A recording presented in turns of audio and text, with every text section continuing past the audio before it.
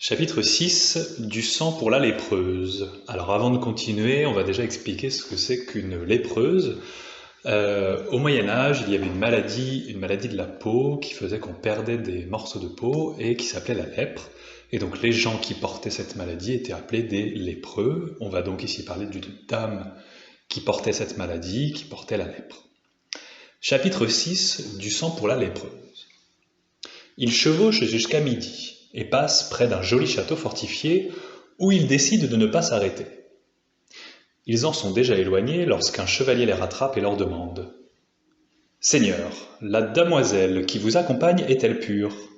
« Oui, répond Bohort, assurément. » Le chevalier prend la bride du cheval de la belle et l'attire à lui.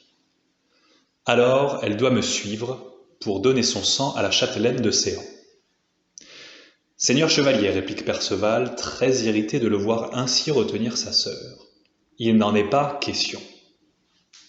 10 chevaliers, tout armés, passent le pont-levis, lance pointée. Vous mourrez donc tous, car vous ne pourriez nous résister, même si vous étiez les meilleurs chevaliers du monde. Ils s'élancent les uns contre les autres. Les 3 amis désarçonnent les 10 chevaliers, puis, tirant leur épée, ils les tuent sans plus de façon. Mais voilà qu'un renfort de 60 chevaliers surgit du château. La sœur de Perceval prend alors la parole. « Arrêtez de vous entretuer. Puisque le sang que vous voulez est le mien, dites-moi ce que vous attendez. Il y a ici, sachez-le, une dame qui possède ce château et beaucoup d'autres.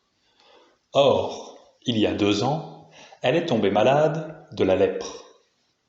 Nous avons fait venir des médecins d'ici et d'ailleurs, mais aucun n'a su la soigner.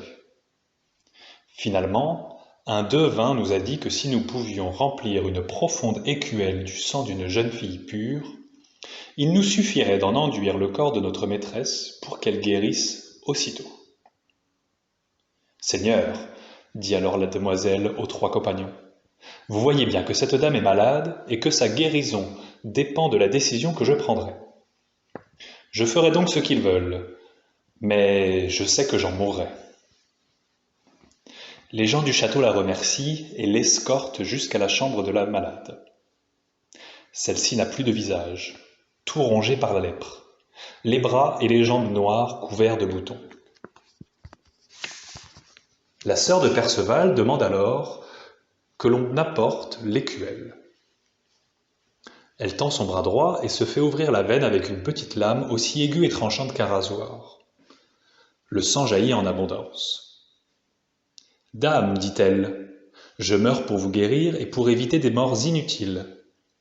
Priez tous pour mon âme, car ma fin est venue. Perceval, mon cher frère, je vous demande de ne pas enterrer mon corps dans ce pays, mais déposez-moi sur une embarcation et laissez-moi voguer là où le destin me conduira. Demain, vous vous séparerez pour que chacun aille seul, jusqu'à ce que nous soyons tous à nouveau réunis. » La jeune fille meurt. Ses compagnons ne peuvent s'en consoler.